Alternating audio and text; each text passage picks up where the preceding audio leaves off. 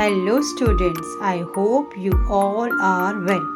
Don't forget to like, share, comment and subscribe the channel. In a throw of a pair of dice, the probability of getting a doublet is. Probability निकालनी है favorable outcomes upon total number of outcomes. 10th class तक ये formula अच्छे से याद हो जाता है स्टूडेंट्स को. तो यहाँ पर सबसे पहले हम डबलेट को समझेंगे. डबलेट का मतलब है कि आपकी डाइस में या तो दोनों 1-1 आ जाएं या दोनों 2-2 आ जाएं या दोनों डाइस में 3-3 या दोनों डाइस में 4-4 या 5-5 या 6-6. यहाँ पे आएगा क्वेश्चन कि मैडम 7-7 क्यों नहीं, क्योंकि आपके पास डाइस है और डाइस में आपके पास नंबर 1 से 6 तक ही होते हैं. तो सिर्फ ये चेंजेस ये सारे चांसेस हैं हमारे पास. और ये जो है ये फेवरेबल आउटकम्स है, ये वो आउटकम्स है जो क्वेश्चन में हमें चाहिए. लेकिन टोटल आउटकम्स कितने होंगे, ऐसा तो नहीं है ना कि हमेशा यही नंबर हमें मिले, कुछ और भी नंबर आएंगे. और जो कुछ और चेंजेस आएंगे वो होगा कि 1 के साथ 1 2 1 3 1 4 1 5 1 6, ऐसे ही 2 के साथ 2 1 2 2 2 3 2 4 2 5 2 6 और ऐसा ही 6 तक ऐसा ही चलेगा. तो अगर आप देखें तो 1 के साथ हमारे पास टोटल 6 हो गए, 6 केसेस 2 के हो गए, 6 केसेस 3 के, 6 ही केसेस 4 के, 6 केसेस 5 और 6 केसेस 6 के हो गए. तो आपके पास जो टोटल चांसेस हुए वो हो गए 6 6 36. आप इसे ओरली भी कर सकते थे, ये सिर्फ लिखा मैंने इसलिए ताकि आप लोग को ज़्यादा अच्छे से क्लियर हो जाए. तो हमारे पास फेवरेबल आउटकम्स जो आए थे वो थे 6, क्योंकि 1 1 2 2 3 3 4 4 5 5 6 6 चांसेस थे. और जो टोटल आउटकम्स आए हैं वो आए हैं 6. तो अब हम प्रोबेबिलिटी पे जाते हैं फॉर्मूले के अकॉर्डिंग. तो यहाँ हमारी प्रोबेबिलिटी बनेगी favourable outcomes upon total number of outcomes. और अगर आप इसकी कटिंग करेंगे, क्योंकि हमारे पास आंसर में 6/36 किसी ऑप्शन में नहीं है, तो वी विल स्टार्ट कटिंग और हमारे पास आएगा 1/6 जो हमें बी पार्ट में आंसर मिल रहा है. तो this is the correct answer 1/6. Let's start the next one question now. Next question आ गया. Two unbiased dice are thrown, the probability that the total score is more than 5. तो आपके पास अब जो आंसर्स आने चाहिए उसमें आपके दोनों आंसर्स का जो प्लस है वो 5 से ज़्यादा होना चाहिए. तो सबसे पहले चांसेस देखते हैं कि क्या क्या है. डेफिनेटली हमारे पास टोटल तो 36 ही होंगे, लेकिन 36 में से मेरे फेवरेबल कौन से हैं. तो हमारे पास ये सारे चांसेस बन गए जो 1 के केस में आ रहे हैं, 1 5 1 6. 2 के केस से बनेंगे 2 5 में. ऐसा सम चाहिए जो मोर देन 5 हो. तो हमारे पास सारे चांसेस हैं. 1 की लाइन में हमें सिर्फ 2 फेवरेबल आउटकम्स मिलेंगे और 2 वाली लाइन में मुझे मिलेंगे सिर्फ 3, यहाँ पे मिलेंगे 4, यहाँ पे मिलेंगे 5 अबव है तो 5 के तो सारी फेवरेबल कंडीशन में जाएंगे और 6 के भी. तो यहाँ पे मेरे पास आ गया 2 + 3 + 4 + 5 + 6 + 6. आप लोग भी ऐड करके देखिएगा. तो मेरे पास टोटल फेवरेबल चांसेस हो गए 36. लास्ट क्वेश्चन में हमने देख लिया था how to find out the total outcomes. तो हमारे पास बना 26/36 favourable outcomes upon total number of outcomes. लेकिन ऑप्शन में ये नहीं है तो कोई बात नहीं, हम इसकी कटिंग भी कर लेते हैं. अगर आप देखेंगे तो 13 से, तो इसकी कटिंग 2 से कर लेते हैं. 2 1 2 2 3 6, 2 1 2 और 2 8 16. चलो जी, आंसर आ गया. D part 13/18 is the correct answer. और आई होप सो ये समझ में आ गया होगा आपको. फेवरेबल आउटकम्स डाइस के हमेशा 36 होते हैं. 2-3 क्वेश्चन कर लोगे तो आपको कैलकुलेट करने की जरूरत भी नहीं पड़ेगी. आप क्वेश्चन आते ही समझ जाओ कि आपको डिनोमिनेटर पे 36 लिखना और जो भी फेवरेबल केस होगा आपके क्वेश्चन के अकॉर्डिंग उसको न्यूमरेटर में रखो और सीधे डिवाइड करके आंसर निकाल दो. सबसे इजी टॉपिक होता है प्रोबेबिलिटी का. हमने ऑलमोस्ट 8th और 9th में जो प्रोबेबिलिटी पढ़ी है उससे अलग कुछ भी नहीं है 10th क्लास में. तो आपका प्रीवियस नॉलेज ही ना आपको फ़ायदा दे देगी. इसके लिए इसे छोड़ना नहीं है, बहुत इंपॉर्टेंट है और आपके एग्जाम में आपको फ्री के मार्क्स दिलवाएगा. Now we have the next question. If a die is rolled once, the probability of obtaining a number greater than 3. Last question में था मोर देन 5, यहाँ पर आ गया greater than 3. So let's start. Last दोनों question में ना dice twice जा रहा था. फर्स्ट क्वेश्चन में हमने कहा था throw a pair of dice और सेकंड क्वेश्चन में था 2 अनबाइज्ड डाइस. तो इसलिए आपने डिनोमिनेटर में 36 लिया था. लेकिन अगर वो सिंगल है तो आपके पास डिनोमिनेटर में 6 ही आएगा. अब हम लेते हैं सिर्फ वो नंबर जो आपको देते हैं नंबर ग्रेटर देन 3. तो आपके पास सिर्फ ऑप्शन बना 4 5 और 6, बस इसके अलावा और कोई ऑप्शन नहीं आएगा. तो हमारे पास फेवरेबल आउटकम्स है 3 और टोटल आउटकम्स है 6. लेकिन हमारे ऑप्शन में ये आंसर नहीं है. कटिंग की तरफ जाते हैं. 3 1 3 और 3 2 6. तो आपके पास आंसर है first 1/2. Following is not the probability of an event. हमें पता है कि जो हमारी प्रोबेबिलिटी है वो हमेशा एग्जिस्ट करती है बिटवीन 0 and 1. ना तो 0 से कम होनी चाहिए, ना 1 से ज़्यादा होना चाहिए। तो हमारे जो ऑप्शंस हमें गिवन है 1/5 वो हमें देगा 0.2, तो ये हो सकती है। इसी तरह 0.3 भी 0 और 1 के बीच में लाई करता है, ये भी हो सकती है। 4% का मतलब वो 4/100, तो ये भी होगा 0.04, ये भी लाई करेगी। लेकिन 5/4 को अगर आप डिवाइड करके डेसिमल फॉर्म में लाएंगे तो ये आएगा 1.2। It means it is more than 1, तो ये पॉसिबिलिटी नहीं है। D is the correct answer, 5/4।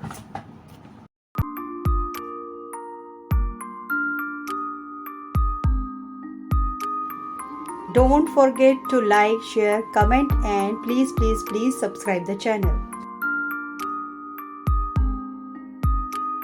If two coins are tossed simultaneously, then the probability of getting at least one head is. आप देखो, अगर हम दो कॉइन्स को इकट्ठे टॉस करते तो हो सकता है दोनों में हेड आ जाए, हो सकता है फर्स्ट में हेड दूसरे में टेल आए, हो सकता है फर्स्ट में टेल और सेकंड वाले में हेड आए, या हो सकता है दोनों में टेल ही आए। तो आपके सिर्फ ये 4 चांसेस बनते हैं इसमें। आपके पास एटलीस्ट 1 हेड तो हो, तो यहाँ पर भी 1 हेड तो है, यहाँ पर भी है, यहाँ पर बस यहाँ नहीं है। तो आउट ऑफ 4 टोटल तो केसेस आपके बने 4, और जिसमें से आपके फेवरेबल आए 3, तो 3/4 is the correct answer of this particular question. If 3 coins are tossed simultaneously, then the probability of getting no head. अब 3 coins इकट्ठे टॉस हो रहे, तो हो सकता है तीनों में हेड आए, हो सकता है तीनों में टेल आए, हो सकता है फर्स्ट में हेड, लास्ट में हेड और बीच में टेल हो, या फिर हो सकता है फर्स्ट में टेल, लास्ट 2 में हेड हो, या फिर ये भी हो सकता है कि फर्स्ट 2 में हेड हो और लास्ट में टेल हो। आपके पास चांसेस हो सकता है कि आपके पास 2 टेल और 1 हेड हो सकता है स्टार्टिंग में दोनों टेल आ जाएं, लास्ट में हेड हो। ये हो सकता है कि पहला tail, second head, last tail, या फिर फर्स्ट हेड और बाकी दोनों टेल। तो ये आपके टोटल चांसेस हैं जो कि आपके हो सकते हैं, और टोटल ये है आपके पास 8। अब आप फेवरेबल आउटकम्स चेक करो, इसका मतलब हमें जाना है नो हेड पर।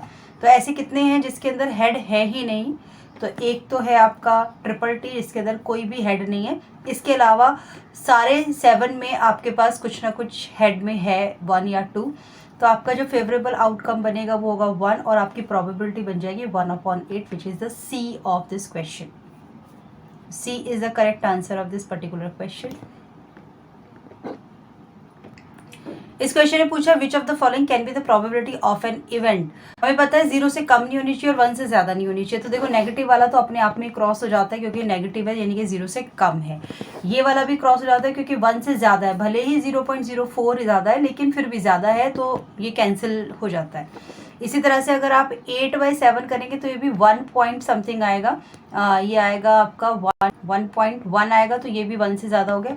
तो हमारे पास ऑप्शन बचा 18/23। आप चाहो तो इसे डिवाइड करके डेसिमल में आंसर निकाल सकते हो, otherwise clear cut answer C 18/23। In a single throw of pair of dice the probability of getting the sum 9। आपका सम जो है 9 आना चाहिए, लेकिन single throw of a pair of dice. हमें याद है पेयर ऑफ डाइस जब भी होता है तो हम डिनोमिनेटर में 36 रखते हैं। अब हमें फेवरेबल आउटकम्स देने हैं, ऐसे हमें आउटकम्स लेने हैं जिसका सम जो है वो 9 है।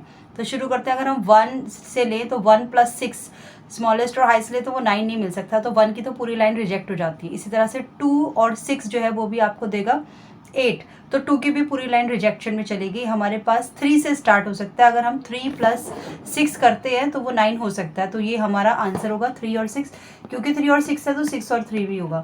इसके अलावा हमारे पास अगर हम 4 पर जाते हैं तो 4 और 5 और 5 और 4 ये भी बन सकते हैं आपके।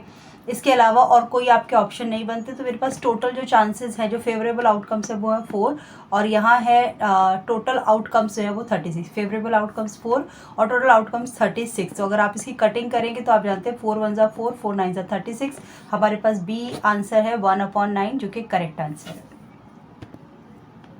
The probability of getting an even number when a die is thrown once is. Dice है, हमें पता है डाई है तो 1 to 6 नंबर है, लेकिन हमें सिर्फ इवन नंबर की बात बोली गई है, और सिंगल है तो डिनोमिनेटर में तो 6 ही आएगा।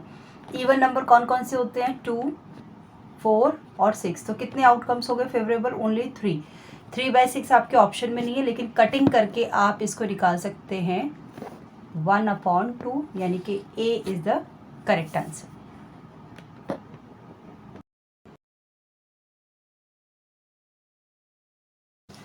A box contain 90 discs number 1 to 90. If one disc is drawn at random from the box, the probability that it bears a prime number less than 23 is. सबसे पहले इस क्वेश्चन के अंदर हमें पता है कि टोटल जो है वो 90 है, 90 डिस्क है हमारे पास, लेकिन हमें जो प्रोबेबिलिटी निकालनी है वो निकालनी है bears prime number less than 23। तो सबसे पहले लेस देन 23 के प्राइम नंबर्स हमें सिलेक्ट करने पड़ेंगे, और लेस देन 23 के प्राइम नंबर्स में एक मेजर मिस्टेक जो स्टूडेंट्स मोस्टली करते हैं वो है 1। याद रखना 1 is neither prime nor composite. जब भी प्राइम नंबर का क्वेश्चन आता है ना तो बच्चे 1 को प्राइम नंबर में ले लेते हैं, जिसकी वजह से पूरा क्वेश्चन प्रोबेबिलिटी का रॉन्ग हो जाता है। तो बी केयरफुल, आपको 1 को नहीं लेना। 1 is neither prime nor composite. तो लेट्स स्टार्ट दिस क्वेश्चन। तो सबसे पहले लेते हैं प्राइम नंबर। 1 तो नहीं लेना, 2 से स्टार्ट करेंगे। 2 एक प्राइम नंबर होगा, 3 भी एक प्राइम नंबर होगा, 5, 7, 11, 13 के बाद 17, 19। अगर आपने सिलेक्शन प्राइम नंबर्स का सही करा तो बहुत इजी क्वेश्चन है। अगर प्राइम नंबर का सिलेक्शन ही रॉन्ग करा है तो फिर ये क्वेश्चन गड़बड़ हो सकता है। अब आप यहाँ देखिए कि 8 और टोटल था 90। 8/90, 8/90 कट सकता है, ऐसे कटिंग करेंगे। 2 4 ज़ा, 2 4 ज़ा, 2 5 ज़ा, तो 4/45 सी हमारा करेक्ट आंसर है। बस प्राइम का ध्यान रखिएगा, कभी भी प्राइम आएंगे तो 1 नहीं लेना। 1 is neither prime nor composite. एक सिली मिस्टेक है और अक्सर स्टूडेंट्स करते हैं, तो उसका ध्यान रखिएगा। Let's take the next question. The probability of a sure event. अगर इवेंट श्योर है तो उसकी प्रोबेबिलिटी होती है 1। नेक्स्ट क्वेश्चन भी बहुत सिंपल जाता है। पूछा जा रहा है probability of event is 0.75, what is the probability of not event. Not event के लिए आपको क्या करना पड़ेगा, इसको माइनस करना पड़ेगा 1 के साथ। कुछ बच्चों को मैंने देखा डेसिमल की सब्ट्रैक्शन नहीं आती, प्लीज़ ध्यान रखिएगा। डेसिमल के नीचे डेसिमल लगाते हैं, तो ये आपका आ गया 0.25।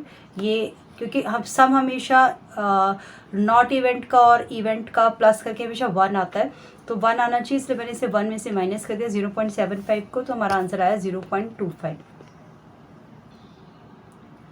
If probability of event is 42% of an event, what is the probability of failure of their event. ये भी सेम क्वेश्चन है।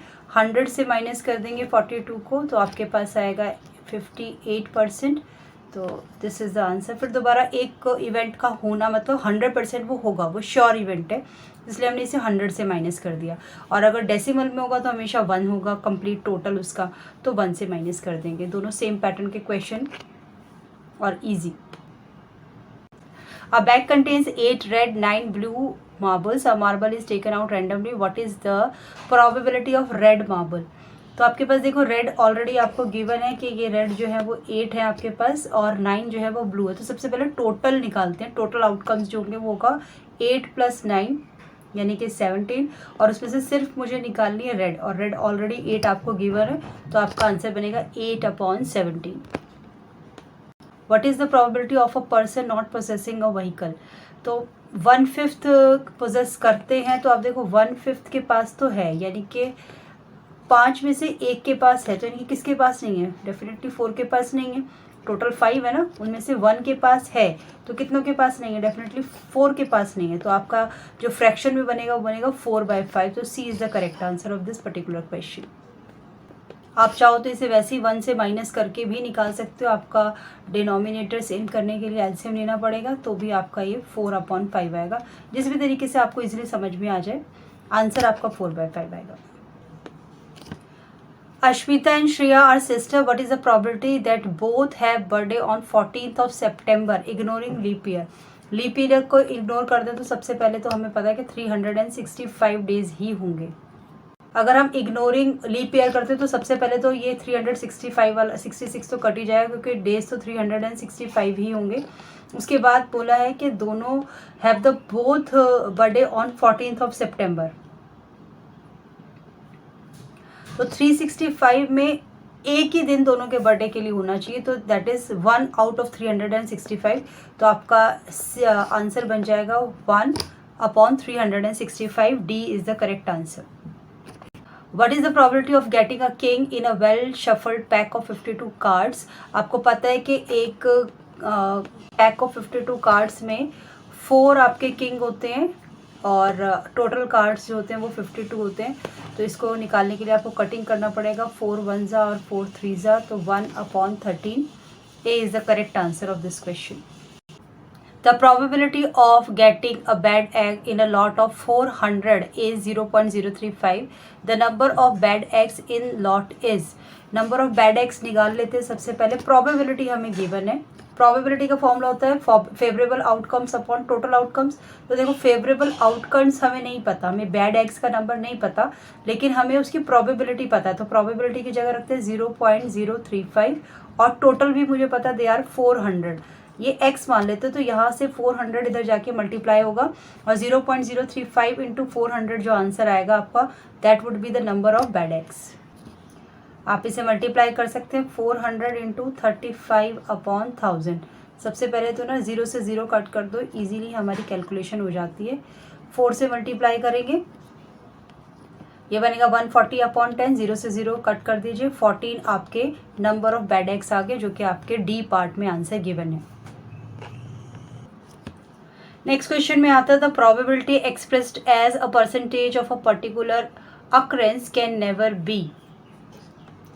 एक क्वेश्चन करा था ना अभी हमने थोड़ी देर पहले, जिसके अंदर 4% थी, मैं शो कर, ये वाला क्वेश्चन कर रहा था ना अभी हमने पीछे। यहाँ पे देखो उसकी परसेंटेज 4% थी, इसको मैंने अपने आंसर में नहीं लिया था, क्योंकि आपके परसेंटेज में अगर है प्रोबेबिलिटी तो वो 0 से लेकर 100 तक जाएगी, मतलब 0% से कम नहीं होनी चाहिए और 100 से ज़्यादा नहीं होनी चाहिए। और अगर हम वैसे नंबर में लेते हैं तो 0 और 1 के बीच में लाई करती है। तो यहाँ पर देखो अब वो कह रहा है एनीथिंग, यहाँ पे वो कह रहा है anything but a whole number, तो ऐसा तो नहीं है। ग्रेटर देन 1 हो सकती, ग्रेटर देन 100 नहीं हो सकती। लेस देन 0, हाँ ये वाली बात सही कह रहा है, लेस देन 100 हो सकती है। तो आपसे पूछा गया है कि express as a percentage of a particular occurrence can never be, तो कभी भी लेस देन 0 नहीं होगी, क्योंकि परसेंटेज के केस में वो हमेशा 0 और 100 के बीच में रहेगी, 0 से कम नहीं होगी और 100 से ज़्यादा नहीं होगी। तो हमारा करेक्ट आंसर जाता है सी। If the probability of an event is P, then the probability of its complementary event will be। अगर आपका P एक इवेंट है तो उसका कॉम्प्लीमेंट्री डेफिनेटली माइनस करके आएगा 1 से, ये बात हम जानते हैं। इट इज़ 1 - P, दोनों का सम 1 होगा, उसमें से P को माइनस कर देंगे तो कॉम्प्लीमेंट्री निकल जाएगा। तो 1 - P is the correct answer of this question. If PE denotes the probability of an event A, then, ये बात हम कई बार कह चुके हैं, 0 से बड़ा और 1 से छोटा, लेकिन 0 और 1 भी इन्वॉल्व होते हैं, मतलब 0 भी हो सकता है और 1 भी हो सकता है। श्योर इवेंट हमने देखा ना 1 होता है, तो आपका फर्स्ट आंसर करेक्ट होगा। Probability of event should be equal to and greater than 0 but less than and equal to 1। Important MCQs of term 1, complete syllabus also available. Don't forget to like, share, comment and subscribe the channel.